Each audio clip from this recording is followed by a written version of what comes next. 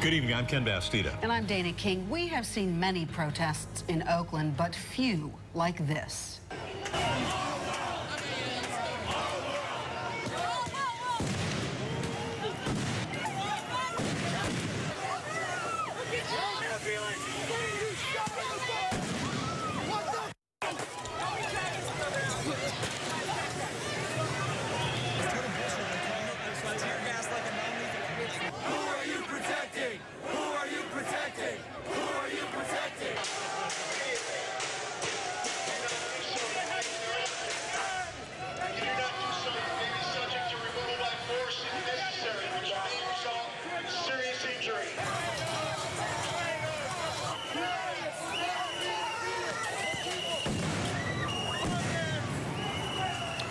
Oakland police fired tear gas into a crowd of hundreds after the protesters ignored police orders to disperse. We saw a few protesters bloodied and injured. Other demonstrators tended to the injured right there in the street. We're not sure what caused those injuries. Here's what this looked like from the air about an hour ago. Chopper 5 was overhead. Police fired another round of tear gas into the crowd, and then that sent demonstrators scrambling. They ran away from the gas that wafted through the streets. Now, all of this is part of the Occupy Oakland protest movement. These protesters were furious that police raided their encampment at Franco-Gowa Plaza early this morning. Robert Lyles has been out on the streets of Oakland with protesters all night long. Robert, what's the latest right now?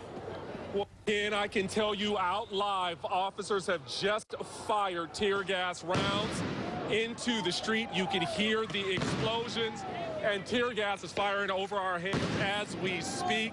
They are actually firing much farther than they have just about an hour ago. This now makes the fourth round of tear gas fired by Oakland police in the past 2.5 hours. This is still quite an active scene. It is difficult to breathe here. It is difficult to see. This has been the scene playing out here all day.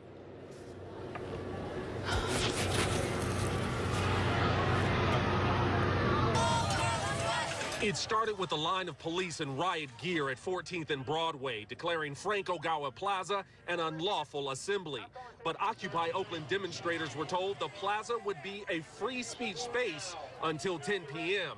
So both sides faced off. Must leave now. And within minutes, the sound of explosions. Tear gas canisters rocketed into the crowd of at least 800. Protesters were not being violent. They provoked protesters. They shot tear gas into the crowd, flashbangs. Women, children, grandmothers, grandfathers, they're all standing in the same spot. And it was like ridiculous. There wasn't no need of doing it. They wasn't doing nothing but talking. Sending the crowd, including CBS 5 cameras, scrambling and gasping for air. But one tear gas canister appeared to slam into the skull of one demonstrator. His friend carried him away. I ran up to him and I started shaking his face. He was bleeding out of the mouth and out of the back of the head. But reigniting Occupy Oakland started peacefully outside Oakland's main library just before rush hour, with a demand to release some 70 demonstrators arrested during the AM raid of Franco-Gowa Plaza. Their bail should be lowered, if not gotten rid of. They weren't doing anything wrong. But soon the massive demonstrators were on the move, snaking through the streets of downtown Oakland, snarling traffic, but the entire event was permitted by Oakland police. But at 8th and Washington, the peace was broken. Police fired flashbang grenades and rubber bullets at demonstrators who pushed back, demanding the release of 2 men detained while marching. The confrontation grew so intense, police used clubs to turn the demonstrators back.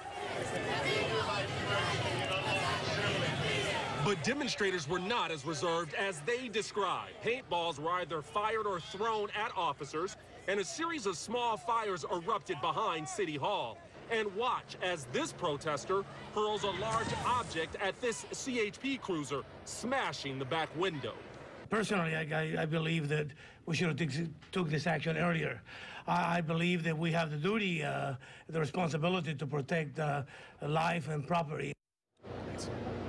Ladies and gentlemen, I ask that you forgive our voice and perhaps even a shaky camera. The tear gas here has been quite significant, difficult to see, difficult to speak. In a very late night press conference, Oakland police tell us that protesters have thrown knives at them. They say even the kitchen sink as they try moving individuals out of Franco Gawa Plaza.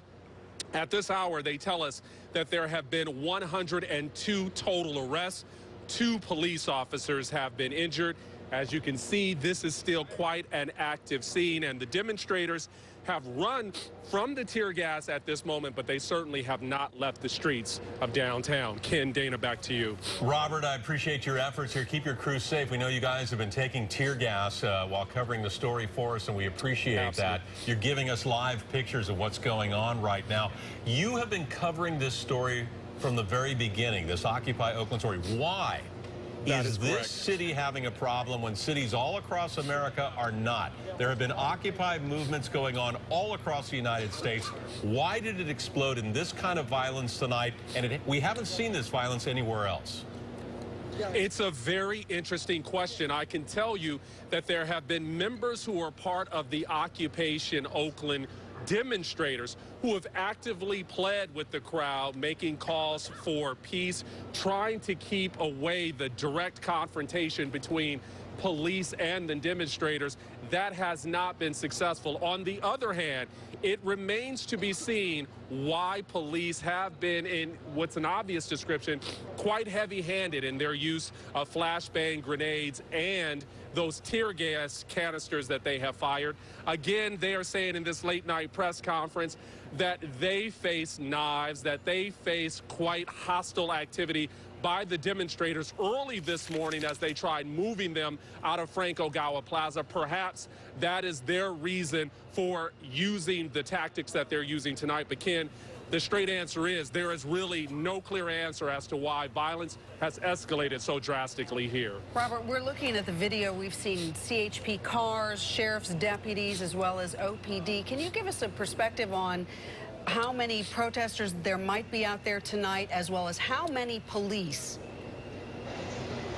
It's hard to estimate the number of police. I can tell you that there are Oakland police officers here. There are sheriff's officers from San Francisco and Santa Clara County, as well as Alameda. So in totality, I would imagine just here at this intersection alone, we've counted maybe 150 officers. Certainly, there are many more surrounding this perimeter. As far as the number of demonstrators, about 4 hours ago, the numbers were estimated anywhere between 800 and 1,000. Once the rounds of tear gas began to fire, those numbers began to thin out. Initially, it was estimated that 300 assembled here at 14th and Broadway, another 200 assembled at 14th and Franklin. The numbers continue to ebb and flow as we move throughout the evening, and certainly as more and more tear gas is fired into the skies, you see more individuals leaving the area. Robert, we've seen OPD tactics in the past where they have set up a perimeter around the protesters. Have they been able to do this at this late juncture this evening? It does not appear that that is happening at this moment. While the protesters were on the move following the initial efforts at the Oakland Main Public Library, police officers were blocking intersections, trying effectively to corral the demonstrators onto certain streets and move their activity where they could better control it. However, the incident at 8th and Washington seemed to change that entire dynamic. Police then started to mobilize, and much of their effort and focus was here on 14th and Broadway. Now, of course, we're getting excellent pictures from Chopper 5 of what went on just a few minutes ago. Tear gas being fired by Oakland police to try to disperse the crowd. Robert, you know, we've talked about this the last couple of nights, that and you've mentioned it too, there are people actively in the Occupy movement who are trying to keep the peace, who are telling people this is a peaceful assembly, this is our right to assemble, and we don't want to be violent. But tell me, have you seen people in the crowd who are troublemakers? For lack of a better term, professional rabble-rousers who come out and make trouble in these kinds of situations? Without question, the demonstrators tell us tonight they describe those individuals as outliers, that they say that those individuals committed to acts of vandalism have nothing to do with Occupy Oakland. They say that they have joined this protest, in fact, just to be vandals. I can tell you, Oakland police continue to say that despite constitutional rights to assembly, they say that 14th and Broadway is an illegal assembly. They started voicing over open microphones that it was an illegal assembly. assembly and then giving minutes before they would fire these canisters into the crowd. This is one of those tear gas canisters that was hurled just above our heads shortly before we went live. This was picked up just seconds ago here on the ground. Now, it remains to be seen if they will continue to fire these canisters through the night or if it seems that they will take a little bit more of a reserved role in dealing with the demonstrators here tonight. All right, since the tear gas that went off behind you just minutes ago when you started your report, it seems like the crowd has dispersed. Can you give us an idea of maybe what direction they headed? Dana, it's actually been an ebb and flow throughout the now 4 tear gas rounds. So each time the crowds move either further east or they move north or they move south. They seem to stay away for a distance and then reassemble right back here at 14th and Broadway. That has been the exact dynamic playing out for the past 2 hours, and I'd have to imagine that's going to continue through this night. All right, Robert Lyles reporting live from downtown Oakland. You and your crew, we appreciate you guys giving us live pictures and really risking your own personal safety to bring this story to the Bay Area. Much appreciated. Thank you, guys. Thank you, Robert. Absolutely.